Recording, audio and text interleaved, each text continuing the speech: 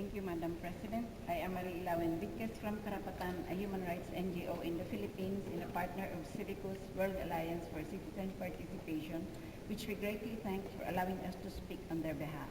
Madam President, I also thank the members of the Council in the just concluded second cycle of the Philippines UPR in May of this year. I especially take note of Switzerland's recommendation to render compensation to the victims of martial law. We are still worried that extrajudicial executions, disappearances, and other human rights violations persist under a so-called democracy and even under the so-called righteous path taken by our new President, Benigno Noynoy Aquino. Under the two-year administration of the present dispensation from July 2010 to June 2012, Karapatan has documented 99 victims of extrajudicial executions.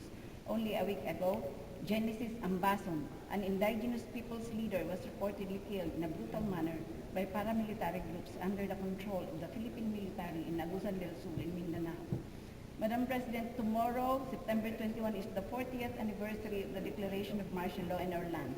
We call on this body to continue monitoring the Philippine human rights situation as killings, enforced disappearances, other violations, and impunity, which are all reminiscent of martial law, persist to this day. We urge this Council to review Aquino's internal peace and security plan, a counterinsurgency program now called Oplan Bayanihan, which has resulted to these violations.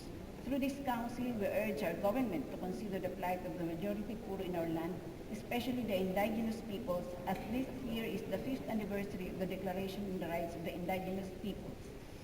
We urge the Council to institute mechanisms for the UPR follow-up so that the Philippine government's promises of accepting and implementing the UPR recommendations will be realized. Thank you, Madam President.